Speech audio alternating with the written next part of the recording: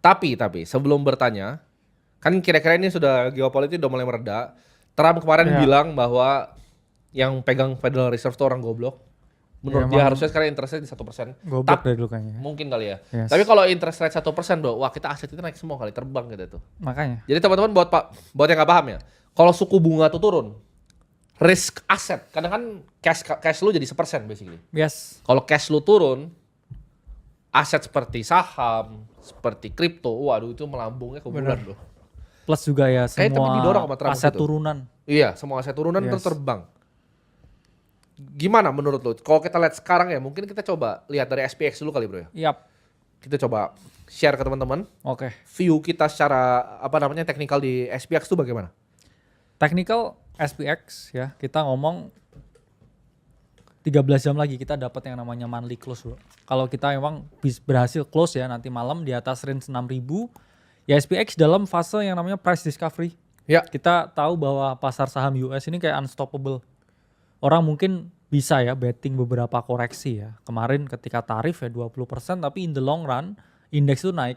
ya, Makanya saya nggak percaya dengan tesis orang yang nge-short ya aset yang selalu naik. Michael Burry maksudnya. Ya itu ya kayaknya. Jadi kayak kita harus paham ya, kayak never fight the trend. Ya, Ya. kalau trennya up only, ya up only itu sepanjang apa? Sepanjang dunia ini berdiri, ya kita Betul. nggak bisa ya betting dengan shorting. Apalagi ya kita ngomong ya, dengan keadaan yang ada sekarang, most likely ya, Ya. akhir tahun ini juga akan ada rate cut yang tadi dibilang Bro Timothy. Ya, jadi suku bunganya tuh lebih murah. Oke, Betul. orang jadi lebih mau kita ngomong ya Beresiko. berspekulasi. Ah, Ya, berspekulasi, kata betul. yang tepat. Dan sebenarnya nggak cuman kita ngomong ya S&P ya atau Bitcoin, tapi juga aset-aset risiko lain ya. Kita Betul. ngomong cyclical stocks ya, Yes. saham yang kaitannya dengan teknologi. Betul. Ya, itu akan besar ya chance-nya dia untuk mengalami kenaikan. Jadi SPX gimana outlook-nya? Ya a very solid close di monthly chart dan kita lihat 13 jam lagi nih gimana close-nya. Nah, dolar tapi kita lihat dolar Yes. melemah ya, bro ya. Ya, Kalau kita but lihat, that's the point ya. Karena apa? Kalau kita lihat kalau dolar melemah, Ya.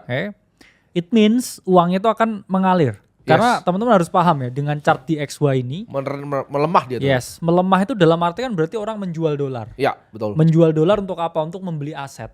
Asetnya apa aja? Ya ada properti, ada kripto, ada saham. Ya. Jadi a good sign kalau kita ngomong ketika DXY ini mengalami penurunan, ya kalau bisa sampai level 90. Kenapa? Karena ketika itu terjadi, ya orang keluarin duitnya dari dolar, bro. Ya, ini Ya. buat teman-teman yang nggak ngerti DXY naik, orang pindah duitnya ke dolar. DXY turun, ya, Orang cabut. dari dolar. Dolar berarti dijual. Kemana? Ya ke aset lain, ya mungkin juga ke currency lain. Yes. Yang kita ngomong currency dari negara yang kuat, tapi kan enggak. Kita ngomong lah, enggak semua negara punya currency yang kuat. Betul. That's the thing, ya.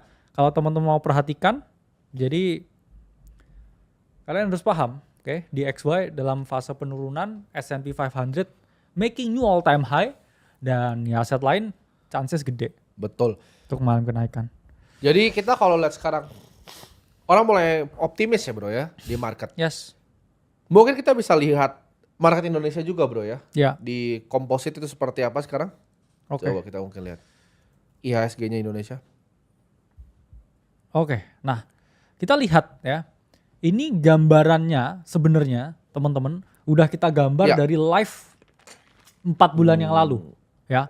Live Ya, 4 bulan yang lalu kita bilang kayak area 6.000 ini ada potensi ya untuk IHSG ini mengalami rebound. Ya. Dan ya ini sudah saya ungkapkan momen ya karena IHSG up 20% ya. Dari terakhir kita ngomong ya. Terakhir tuh kita ngomong waktu itu saya inget banget tuh, bro. Udah bottoming ya. Maret 2025 tuh ya. Waktu itu saya inget banget saya pakai indikator Bollinger Band. Nah, ya saya bilang tuh waktu itu kita udah ada di zona keluar ya Bollinger Band di monthly chartnya. Kita juga ada dalam possible ya trend line di sini. Ya tapi kayaknya banyak orang Indo yang bilang cash aja dulu waktu itu. Oh. Tapi pas bottom. Ya biasa yang beli cash aja, yang bilang cash aja dulu mungkin udah lama, mungkin di market lama, tapi uangnya nggak ada. Jadi gitu. Teman-teman mau bilang, oh saya udah lama di market, bla bla Yes. bla, beli blu. Where's the money? Ya, tapi bottom ya untuk Money talks, bro. Indonesian equity kan ini ya. Ya Indonesian Equity. Kita kan Kita pun juga investor. diversifikasi di saat yang Oh oke, iya, Kamo. dan kita kemarin sempat share juga kan di apa? Saya sempat share ya bro ya di Discordnya Ternak Uang. Coba sini siapa yang di dalam Ternak Uang udah lihat Discordnya, lihat portofolio saya Indonesian Oke, Equity. mungkin kita buka ya. Ya, boleh deh bro buka aja tuh. No sensor bro. Yes. Kalau influencer kan sukanya ada di sensor-sensor karena biar depositnya nggak kelihatan, ya nggak? Nah, ini nih. Kalau untung rugi di show, lihat tuh, nggak ada sensor. Ya, ini salah satu sekuritas. Kalau misalnya yang private ya kita nggak bisa buka ya bro ya. Ya. Ini sekuritas yang banyak dipakai sama retail. Kalau teman-teman tahu, di sini ada sekitar hampir sekuritas 9 juta lembar berarti ya. 9 juta lembar salah satu saham perbankan terbesar di negara ini. Gue shareholder di Yes. sekuritas ini. Ya kita Itu share nomor buat 151. member Ternak Uang ya di dalam. Iya. Ya kita ngomong ya, ini kan kita juga ada private community buat member Betul, Ternak Uang. betul. Ada juga free di sini ya. Kita ngomong bagian umum, teman-teman yang mau join Edukasi langsung ya kita ke ya. Discord sini ya? ya, Benar. ke linknya ya. Karena saya setiap hari posting nih. Nah, tadi pagi nih.